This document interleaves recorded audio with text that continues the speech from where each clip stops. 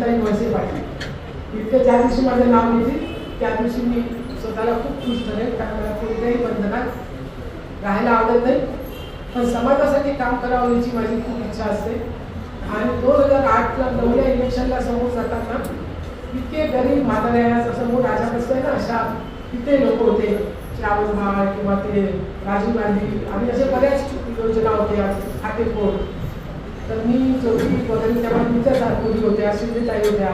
मी म्हटलं आपण एक चांगलंच फोकस करू, आपल्याला जनतेची नाक पकडायची, पक्षाचं राजकारण तर राजकारण आपल्याला.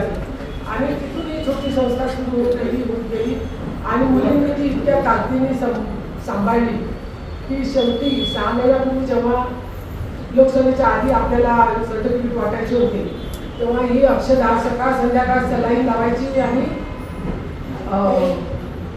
घोडेगावला जायची. आणि तेव्हा तहसीलदार साहेब किंवा जे हेड असतात तिकडे, मला एवढी माहिती नाही तिकडली पंचायत समितीची वगैरे, कारण आम्ही त्याच्यात कळलो नाही ना, तर ते लोकांनी इतकी मदत केली त्या मुलीला आणि सलाईन लावून मुलगी जायची. आणि तेव्हा कुठे आम्ही तो सगळे सर्टिफिकेट कळमला वगैरे काही कार्यालयाने अरेंज केलं होतं, पुन्हा वरच्या भागात आम्ही करू शकतो त्या मुलींच्या सहकार्याने. आजही मेहनत तुमची आहे, योजना भले सरकारी आहे, पण तुम्हाला त्रास न होता, तुम्हाला तहसीलच्या चक्रानं मारायचं काम आमच्या मुलींनी केलं. आणि यापुढं या तालुक्यात जेवढे गाव आहे 140 142 किती आहेत जेवढे गाव, तेवढ्या सगळ्या गावांमध्ये आपण ही योजना राबवणार आहे.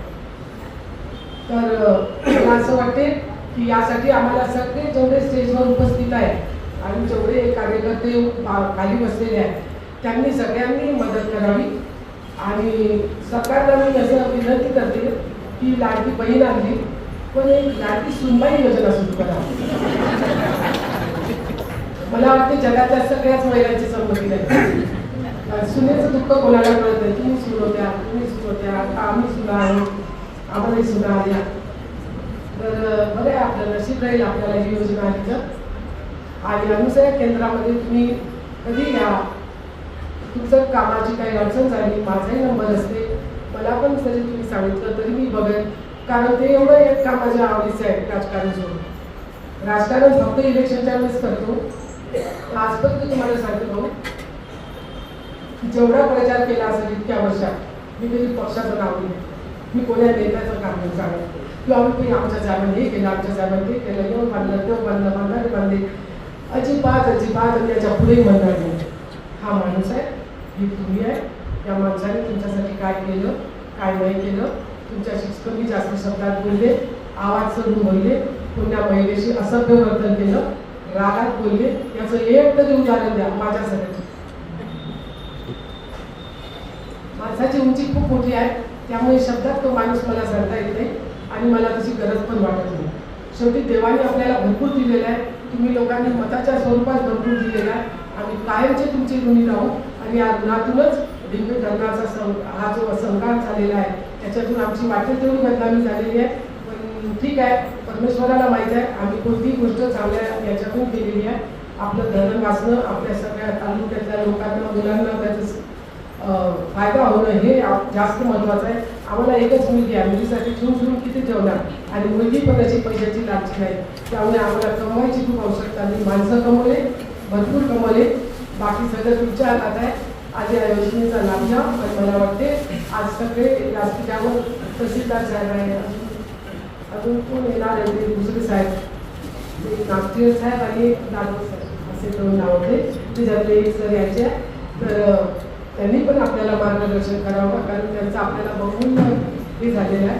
आणि शेणाताईपासून सगळ्यांचं, कमाईताईपासून अरुणापासून सगळ्यांचं स्वागत करते. शिवाजीराव थँक्यू आल्याबद्दल, कारण शिवाजीराव तुम्ही जितके पुढे चालाल तेवढी माझी कॉलर काय होईल, तुम्ही मागे सरले तर माझ्या कॉलर खाली होईल.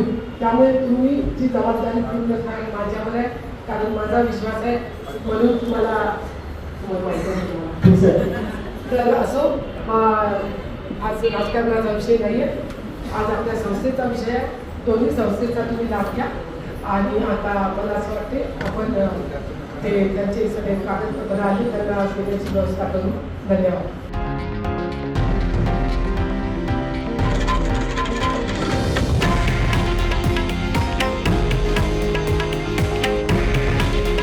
हे आहे देशातील नंबर 1 न्यूज नेटवर्क आणि आपण पाहत आहात TV9 मराठी. काळजी तुमची, हित महाराष्ट्राचं.